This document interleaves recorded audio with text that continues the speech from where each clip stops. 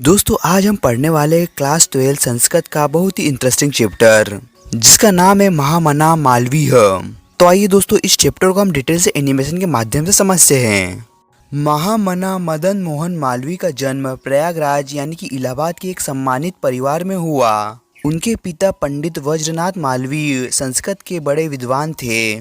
मालवीय जी ने प्रयाग में ही संस्कृत पाठशाला, राजकीय स्कूल और मेयोर सेंट्रल कॉलेज में पढ़ाई की। पढ़ाई के बाद ही उन्होंने वही राजकीय विद्यालय में अध्यापन शुरू किया। युवा अवस्था में उनके जोशीले भाषणों ने लोगों का दिल जीत लिया।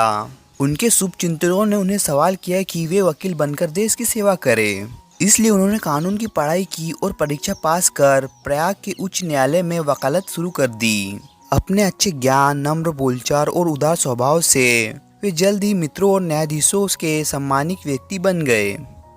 महान व्यक्ति कभी भी दुनिया के लालच में फंसकर अपने लक्ष्य से नहीं डगमगाते। मदन मोहन मालवीय भी राष्ट्र सेवा में पूरी तरह से लगे रहे।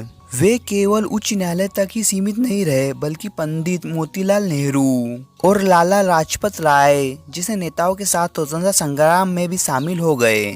दिल्ली में हुए कांग्रेस के 23वें अधिवेशन में वे अध्यक्ष बने। रोलट एक्ट के खिलाफ उनका जोशीला भाषण सुनकर अंग्रेज सरकार घबरा गई। कई बार जेल जाने के बाद भी उन्होंने देश की सेवा करना नहीं छोड़ा। मालवीय जी संस्कृत और अंग्रेजी दोनों भाषाओं के जानकार थे। उन्होंने हिंदी, हिंदू धर्म और हिंदुस्तान की उन्नति के लिए लगातार प्रयास किया। उनका विश्वास था कि शिक्षा से ही देश में और समाज में नई रोशनी आती है। इसलिए उन्होंने वाराणसी यानी कि बनारस में काशी हिंदू विश्वविद्यालय की स्थापना की। इसके निर्माण के लिए उन्होंने लोगों से दान मांगा और जनता ने भी खुलकर दान दिया। यह बड़ा विश्वविद्यालय भारतीयों की उदारता और मालवीय जी की ख्याति का प्रतीक बन गया। मालवीय जी ने यह साबित कर दिया कि साधारण परिवार से होने पर भी अगर उत्साह, सोच और मेहनत हो तो महान कार्य किए जा सकते हैं। इसी कारण लोग उन्हें आदरपूर्वक महामना कहने लगे।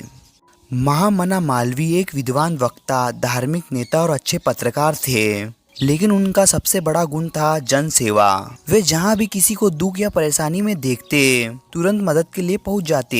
दूसरों की सेवा करना उनका स्वभाव था। आज वे हमारे बीच नहीं है, फिर भी उनका नाम और यश लोगों को रोशनी दिखाता है और अंधकार में रास्ता बनता है। वे हर जगह लोगों के दिल में मौजूद है। लास्ट में एक श्लोक है, उसको समझते हैं। जयंती ते महाभागा जन सेवा परायणा जरा मृत्यु भयम नास्ति एशम कीर्ति तनो कवाचित। मतलब कि जो लोग जन सेवा में लगे रहते हैं वे सच्चे विजयी यानी कि महान कहलाते हैं। उनकी कीर्ति कभी बूढ़ी नहीं होती और ना ही मृत्यु से नष्ट होती है। यानी कि जो लोग अपना जीवन दूसरों के भले के लिए समर्पित कर देते हैं उनका नाम और यश मृत्यु के बाद भी हमेशा जीवित रहता है। दोस्तों वीडियो अच्छा लगे तो इस वीडियो को लाइक कीजिए और चैनल को सब्सक्राइब कीजिए। Thank you for watching.